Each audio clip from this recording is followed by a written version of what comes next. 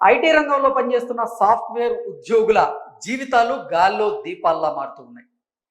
ప్రముఖ ఐటీ దిగ్గజ సంస్థల్లో పనిచేస్తున్నటువంటి ఉద్యోగుల్ని ఆయా సంస్థలు రకరకాల కారణాలు చూపించి వారికి ఉద్వాసన పలుకుతూ ఉన్నాయి. ఆర్టిఫిషియల్ ఇంటెలిజెన్స్ టెక్నాలజీ వల్ల కొంతమంది ఉద్యోగాలను కోల్పోతూ ఉంటే, మరికొంతమంది ఏమో ఆర్థిక మాంద్యం వల్ల వారి ఉద్యోగాలను కోల్పోతూ ఉన్నారు. ఇంకొంతమంది ప్రాజెక్టులు ఎక్కువగా లేకపోవడం వల్ల ఆయా సంస్థల్లో పనిచేసేటువంటి ఉద్యోగులకు ఉద్వాసన పలుకుతూ ఉన్నారు. రష్యన్ రావడం వల్ల మరికొంతమంది ఉద్యోగులు వారి ఉద్యోగాలను కోల్పోవాల్సి వస్తుంది. కారణం ఏదైనప్పటికీ ఐటీ దిగ్గజ కంపెనీల్లో పనిచేసేటువంటి కొంతమంది ఉద్యోగులు రకరకాల కారణాల చేత వారి ఉద్యోగాలను అయితే కోల్పోవాల్సి వస్తుంది. నిజంగా ప్రముఖ దిగ్గజ కంపెనీలన్నీ కూడా ఆయా సంస్థల్లో పనిచేసేటువంటి ఉద్యోగులకి ఉద్వాసన పలుకుతూ ఉన్నాయి. అడిగితే కాస్ట్ కటింగ్ అంటున్నారు, లేదంటే రష్యన్ అని చెప్తున్నారు, నైపుణ్యం తక్కువ ఉన్న వాళ్ళని మేము తీసేస్తున్నాం అని చెప్తున్నారు. ఆర్టిఫిషియల్ ఇంటెలిజెన్స్ టెక్నాలజీ వాడకం పెరగడం వల్ల కొంతమందిని తీసేయాల్సి వస్తుంది అంటూ ఇంకొంతమంది చెప్తూ ఉన్నారు. ఇప్పుడు ప్రముఖ ఐటీ దిగ్గజ సంస్థ అయినటువంటి ఒరాకిల్ కూడా ఆ సంస్థలో పనిచేస్తున్నటువంటి 30,000 మంది ఉద్యోగులకి ఉద్వాసన పలకబోతున్నట్టుగా రకరకాల వార్తలు వస్తున్నాయి. ఇంతకీ ఆర్కిల్ ఆ సంస్థలో పనిచేస్తున్నటువంటి ఉద్యోగుల్ని ఎందుకు తీసేయబోతుంది అనేది ఒకసారి మనం పూర్తి స్థాయిలో విశ్లేషణ చేసుకునేటువంటి ప్రయత్నం చేద్దాం. ఏఐ డేటా సెంటర్ల కోసం డబ్బులు కావాలంటూ 30,000 మంది ఉద్యోగులను తీసేస్తున్న ఒరాకిల్, ఏఐ డేటా సెంటర్ల విస్తరణకు అవసరమైనటువంటి నిధుల కోసం ఒరాకిల్ సంస్థ 20,000 నుంచి 30,000 మంది ఉద్యోగుల్ని తొలగించేటువంటి యోచనలో ఉన్నట్లుగా ఈ వార్త సారాంశం. అమెరికా బ్యాంకులు పెట్టుబడుల విషయంలో వెనకడుగు వేయడంతో ఇతర కారణాల వల్ల ఈ నిర్ణయం తీసుకోవాల్సి వస్తుందంటూ సమాచారం అందుతోంది. టెక్ ప్రపంచంలో ఏఐ రేసు ఊపందుకుంటున్నటువంటి వేళ ప్రముఖ సాఫ్ట్వేర్ సంస్థ అయినటువంటి ఒరాకిల్ కీలక నిర్ణయాల దిశగా అడుగులు వేస్తూ ఉంది.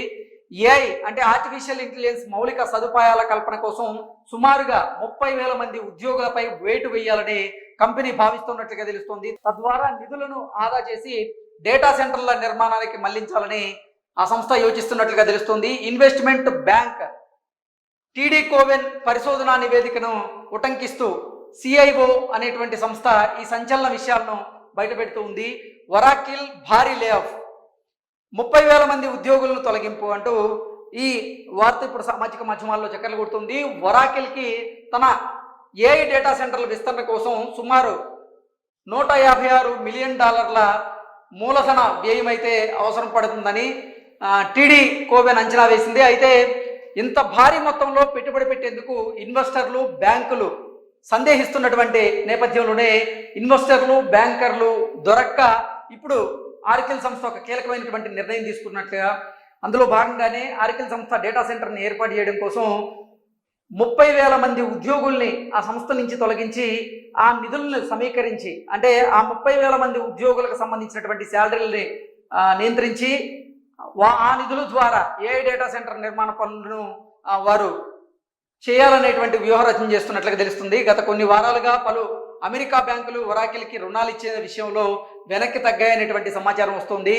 సామ్ ఆల్ట్మన్ నేతృత్వంలోనే ఓపెన్ ఏఐ కోసం డేటా సెంటర్లు నిర్మించేటువంటి బాధ్యతను ఒరాకిల్ తీసుకుంది. కానీ నిధుల ఇబ్బందుల వల్ల ఈ ప్రాజెక్టులపై ప్రభావం పడుతుంది. దానివల్ల లే ఆఫ్లను ప్రకటించబోతోంది. లే ఆఫ్స్ వల్ల కంపెనీకి కలిగేటువంటి లాభం ఏంటనేది ఒకసారి కనుక చూసుకున్నట్లయితే, ఈ భారీ లే ఆఫ్స్ ద్వారా ఒరాకిల్ సంస్థకి సుమారు $8 బిలియన్ నుంచి $10 బిలియన్ వరకు ఫ్రీ క్యాష్ ఫ్లో పొందవచ్చంటూ నివేదికలు అయితే తెలియజేస్తున్నాయి. ఈ దఫా ఒరాకిల్ లే ఆఫ్లో 20,000 నుంచి 30,000 మంది తమ ఉద్యోగాలను అయితే కోల్పోయేటువంటి ప్రమాదం ఉందంటూ అంచనా వేస్తున్నారు. అయితే తాజా పరిణామాల మీద ఒరాకిల్ ఇంకా అధికారికంగా స్పందించలేదు. ఒకవేళ ఈ వార్తలే నిజమైతే కంపెనీ చరిత్రలోనే ఇది అతిపెద్ద లే ఆఫ్ అవుతుందంటూ కూడా ఈ వార్త సారాంశం.